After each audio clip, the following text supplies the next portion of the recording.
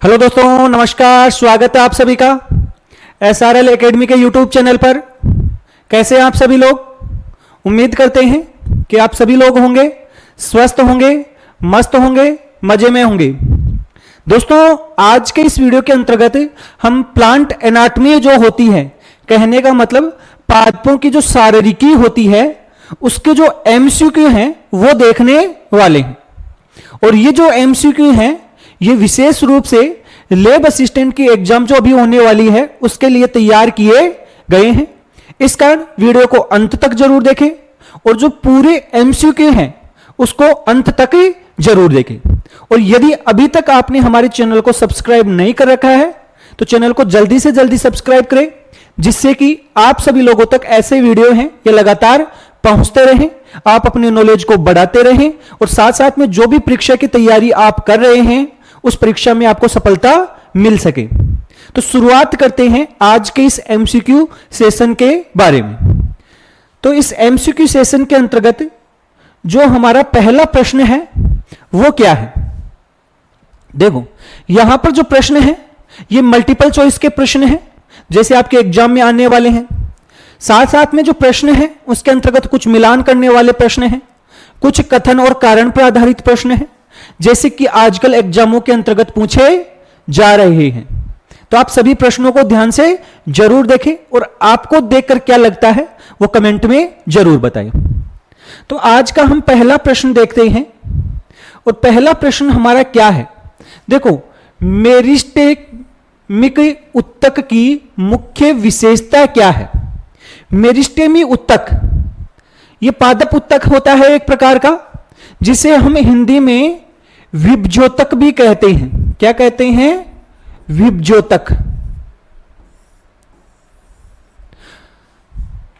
अब देखो, जो विभज्योतक होता है नाम से ही पता चल रहा है इसमें क्या होता है, विभाजन होता है। क्या होता है?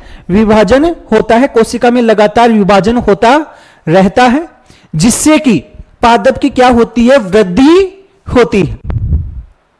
तो याद रखना है हमें कि जो विभज्योतक होता है यह पादप की वृद्धि के लिए उत्तरदायी होता है। इसकी कोशिकाएं होती हैं और लगातार विभाजित होती रहती हैं, इसी कारण से इसे विभज्योतक अर्थात मेरिस्टेम टिश्यू कहा जाता है। तो ये यही पूछ रहा है कि मेरिस्टेमिक उत्तक की मुख्य विशेषता क्या होती है?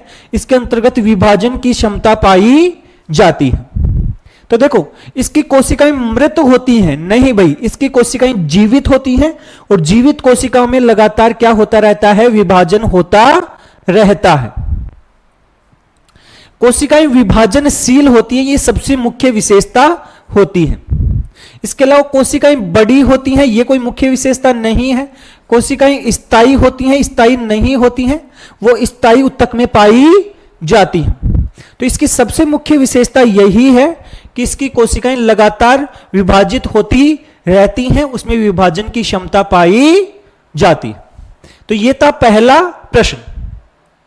ये जो प्रश्न है यह आपके उत्तक तंत्र और द्वितीयक जो विभाजन होता है या द्वितीयक वृद्धि होती है उससे संबंधित प्रश्न आपको यहां पर मिलने वाले हैं, क्योंकि आपके सिलेबस में यही टॉपिक शामिल किए गए हैं। इसके बाद में आज का जो दूसरा प्रश्न है, क्वेश्चन नंबर 2 जो है, उसको यदि हम देखें कि द्वितीयक वृद्धि, सेकेंडरी ग्रोथ जो होती है, द्वितीयक वृद्धि के लिए जिम्मेदार उत्तक कौन सा होता है? ऐसा कौन सा उत्तक है जो द्वितीयक वृद्धि के लिए उत्तरदायी होता है? देखो, अभी आपको बताया कि विभज्योतक होता है। विभज्योतक होता है जो पादपों के अंतर्गत पाया जाता है। यह विभज्योतक मुख्य रूप से 2 प्रकार का होता है। वैसे तो 3 होता है, लेकिन मुख्य रूप से 2 प्रकार का। शीर्ष विभज्योतक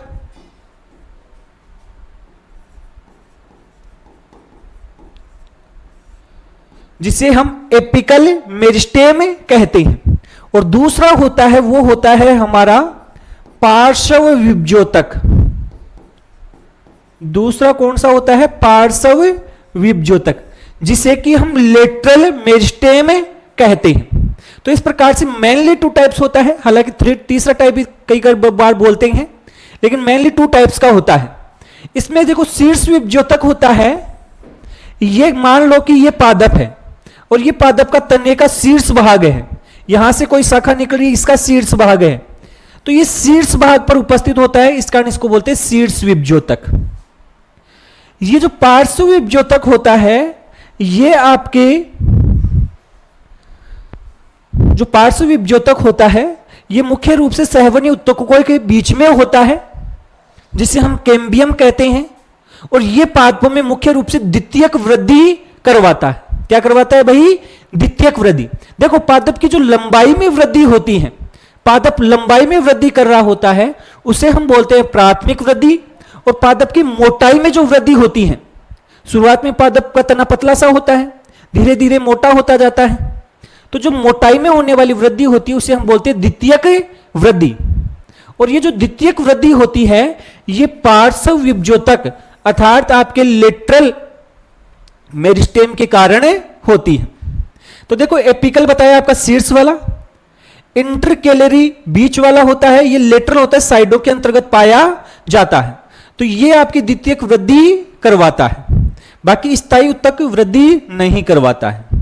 तो याद रखना लेटरल मेरिस्टेम होता है ये इसके लिए जिम्मेदार उत्तक होता है, किसके लिए?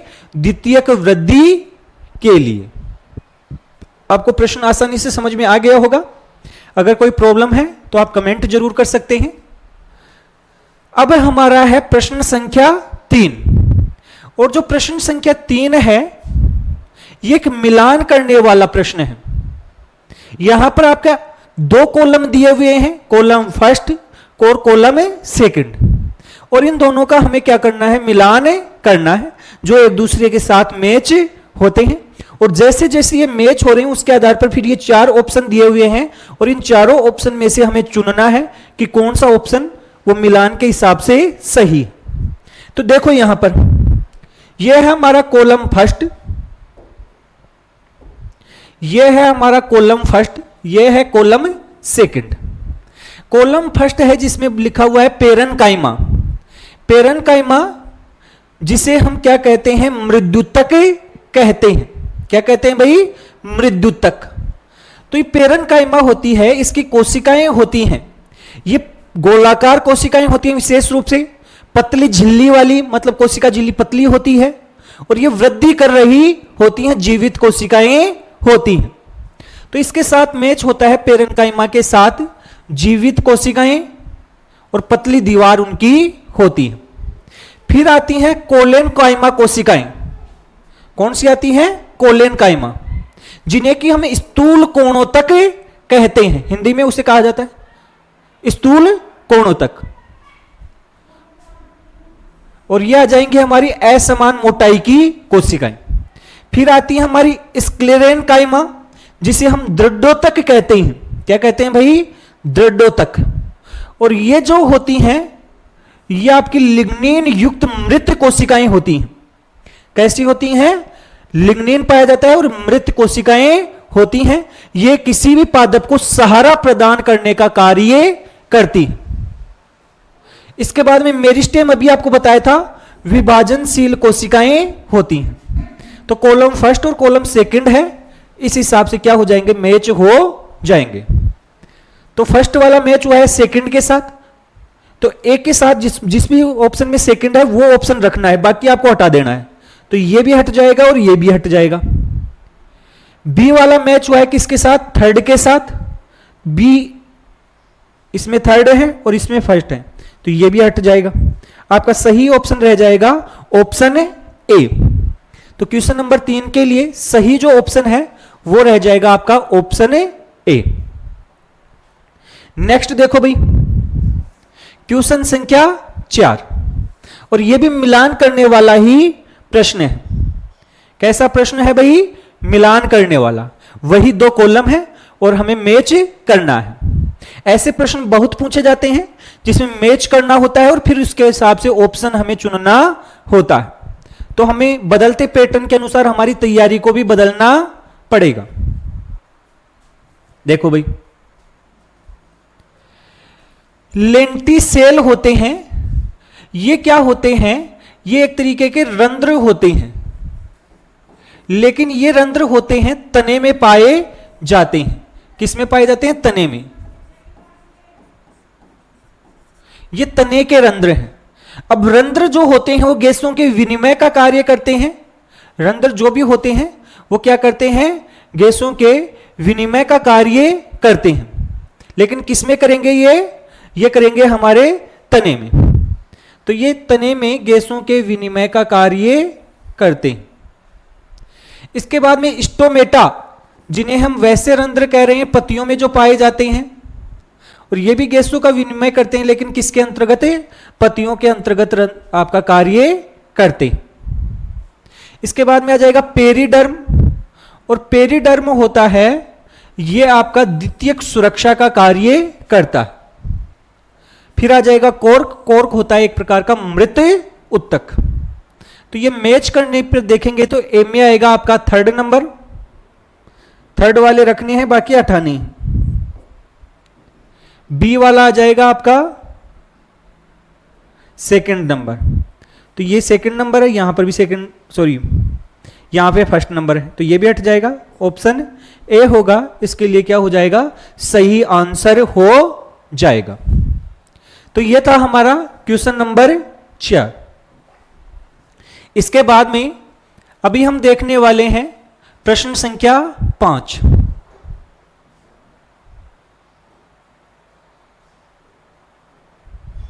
जो प्रश्न संख्या 5 है उसमें लिखा हुआ है कि डाइकोट जो तना होता है, डाइकोट का मतलब हो गया है द्विबीजपत्री।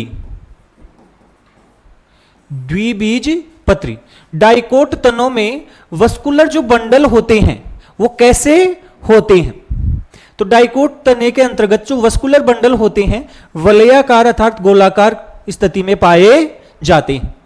तो बिखरे हुए नहीं होते हैं, अनुपस्थित भी नहीं होते हैं, केवल जड़ में भी नहीं, बल्कि कैसे होते हैं?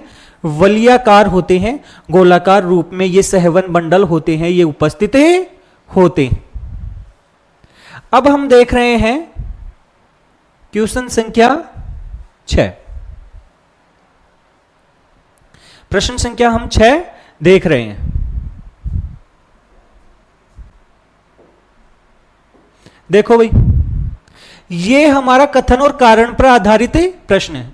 ये हमारा कथन के लिए दे रखा है, ये कारण के लिए। कथन है कि मेरिस्टेमिक उत्तक होते हैं, उसकी कोशिकाएं लगातार विभाजित होती हैं। मेरिस्टेमिक उत्तक की कोशिकाएं लगातार क्या होती हैं? विभाजित होती हैं। बिल्कुल सही बात है। इनमें घनी साइटोप्लाज्म और पतली कोशिका भित्ति होती है। इनका साइटोप्लाज्म होता है वो घना होता है, और इनकी कोशिका भित्ति होती है वो कैसी होती है? पतली होती है। तो ये दोनों बात सही है, और ये बात इसको आपकी स्पष्टीकरण दे रही है। तो इसके लिए आ जाएगा आपका दोनों कथन सही, कारण भी सही, और कथन का सही स्पष्टीकरण है। तो ऑप्शन ए। नेक्स्ट क्वेश्चन जो हमारा है वो हम देखते हैं। तो ये फिर से मिलान करने वाला प्रश्न है, और इस प्रश्न को यदि हम देखें तो पहला दे रखा है प्राथमिक वृद्धि। अभी बताया था कि जो लंबाई में, पादप की जो लंबाई के अंतर्गत वृद्धि होती है उसे हम क्या बोलते हैं? प्राथमिक वृद्धि। तो ये आ जाएगी लंबाई में वृद्धि। द्वितीयक वृद्धि होती है, ये मोटाई में होने वाली वृद्धि होती है। एपिकल मेरिस्टेम अभी आपको बताया था प्राथमिक वृद्धि अर्थात लंबाई में वृद्धि करवाता है। लेटरल मेरिस्टेम होता है द्वितीयक वृद्धि करवाता है। तो इस प्रकार से ये कॉलम ए और कॉलम बी है वो मैच हो जाएगा।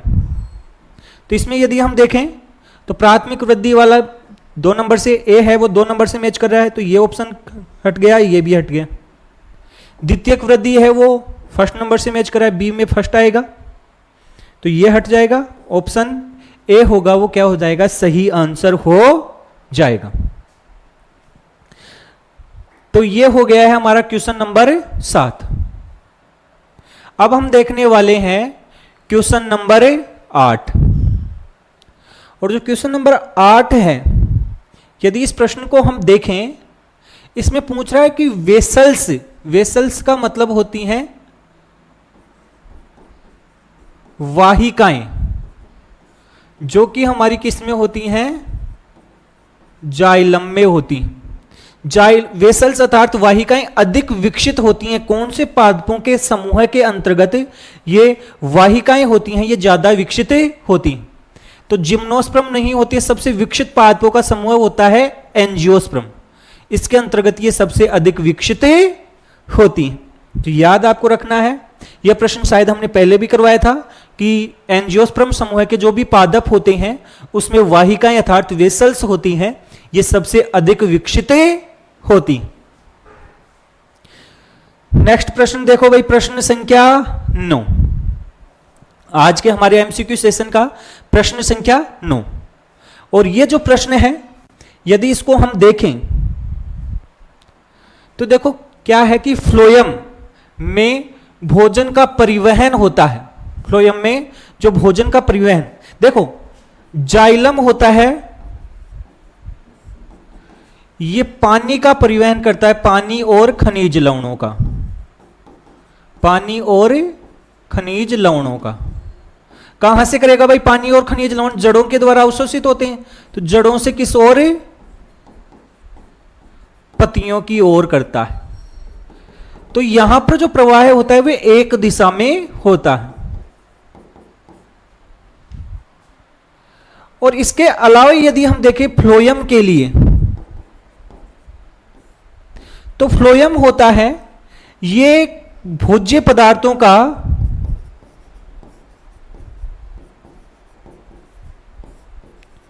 परिवहन करता है। भोज्य पदार्थों का क्या करता है? परिवहन। अब भोज्य पदार्थ कहां बन रहे हैं? पत्तियों में। पत्तियों से ये पादप के अलग अलग भागों में जा रहा है।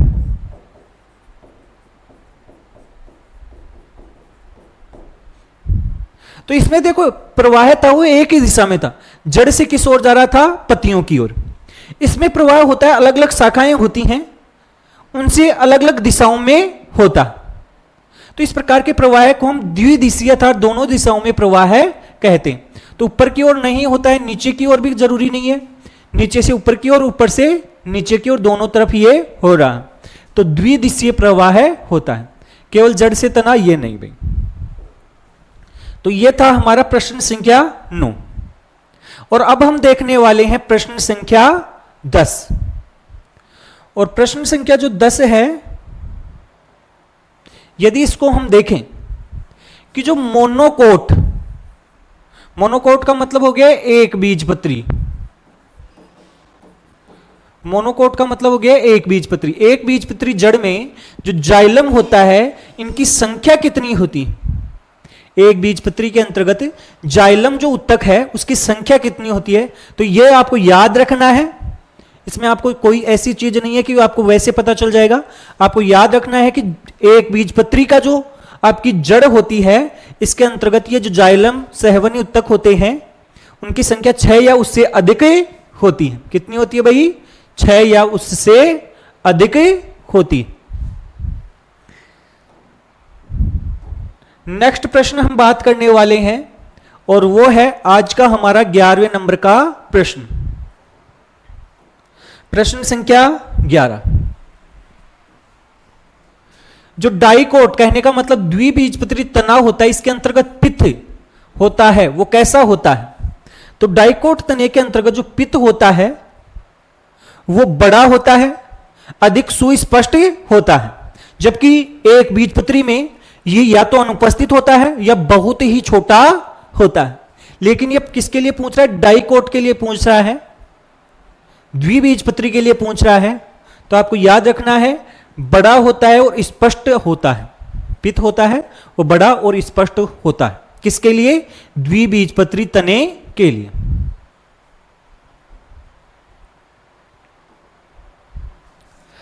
अभी हम बात करने वाले हैं प्रश्न संख्या 12।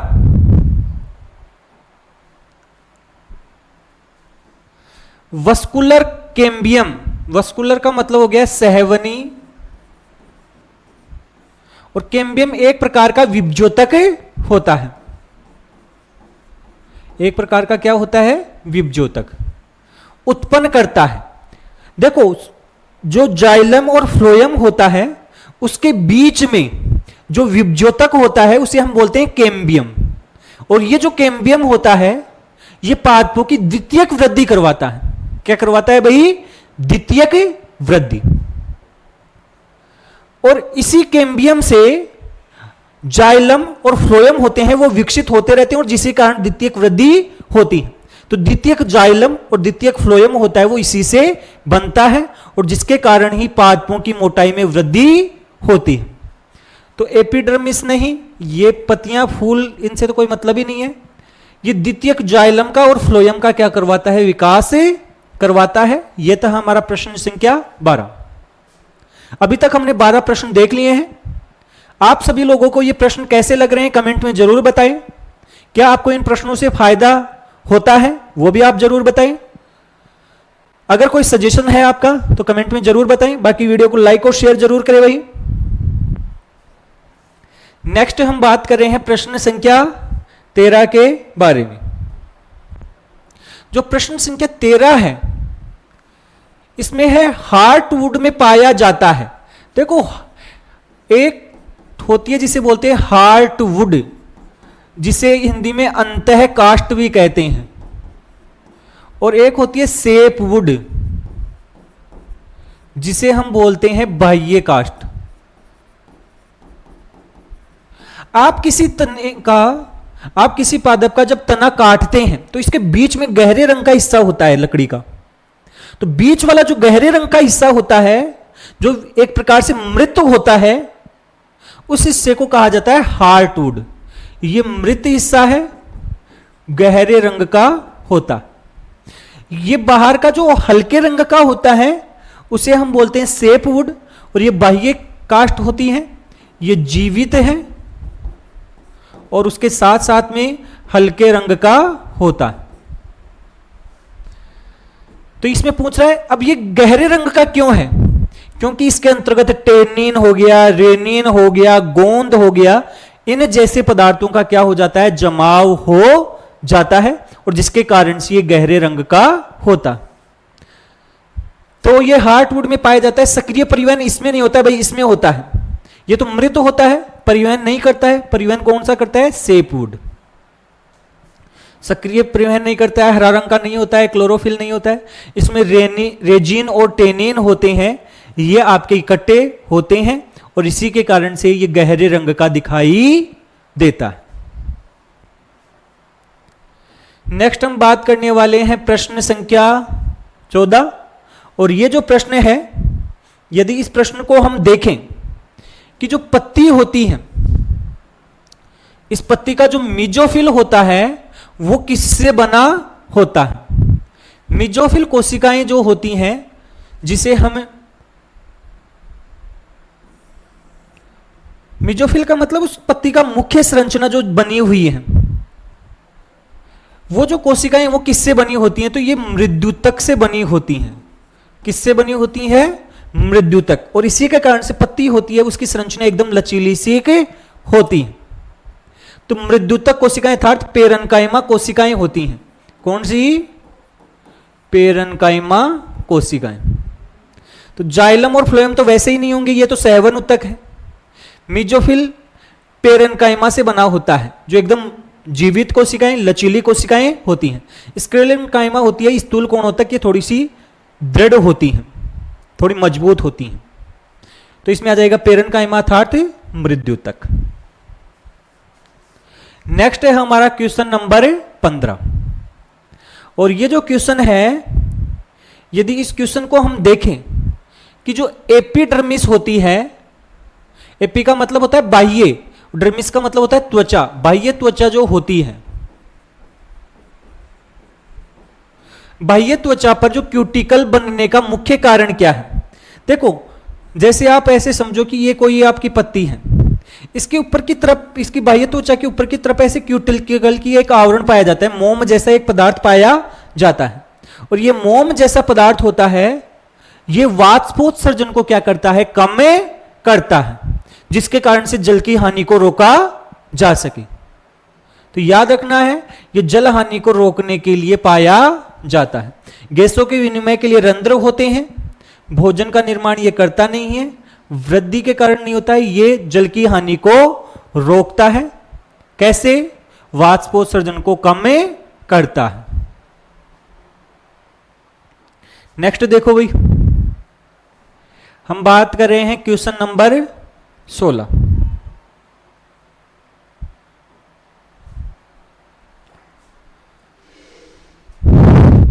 तने में जाइलम और फ्लोएम का क्रम होता है। यह पूछ रहा है कि तने के अंतर्गत जाइलम बाहर होता है या फ्लोएम बाहर होता है।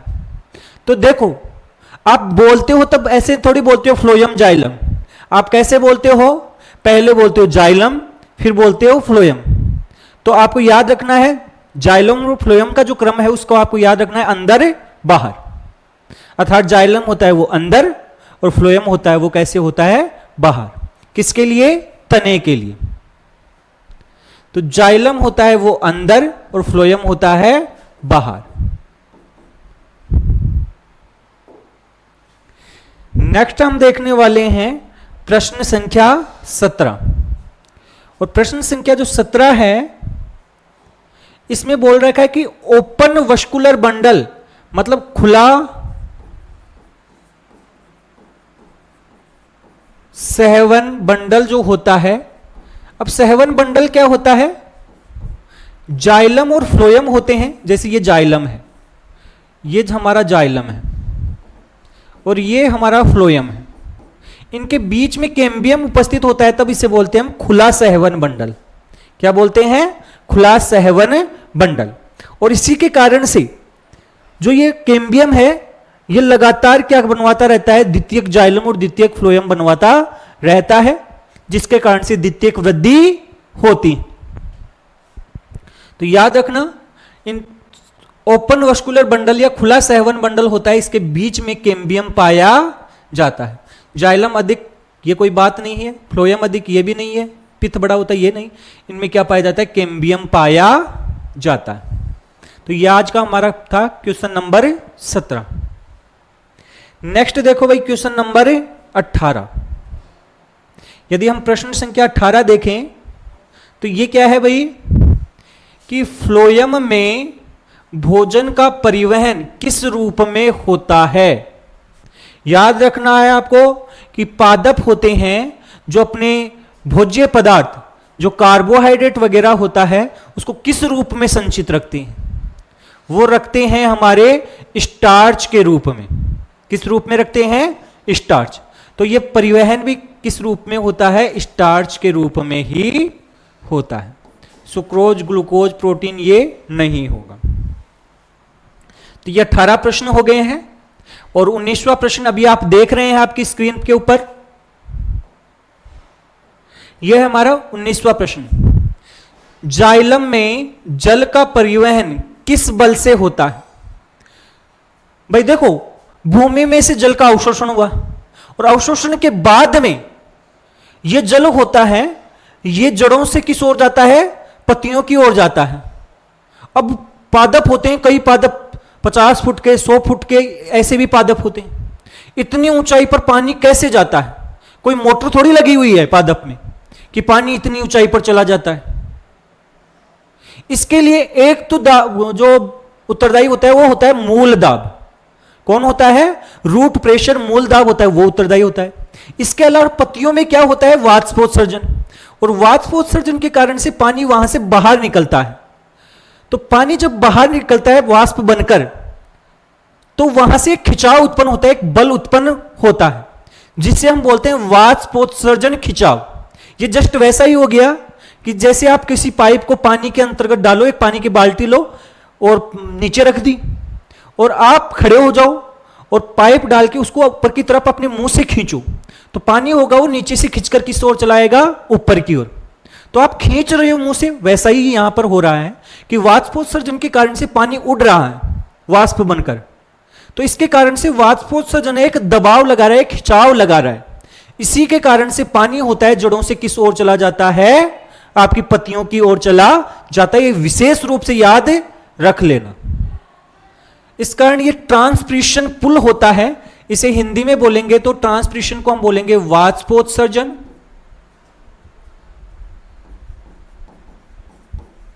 और पुल को मतलब हो गया है खिंचाव, खींचना। तो ट्रांसपिरेशन पुल होता है, उसके कारण से यह जल का परिवहन होता है। गुरुत्वाकर्षण के कारण तो नहीं होता, गुरुत्वाकर्षण तो उल्टा नीचे की ओर और खींचता है।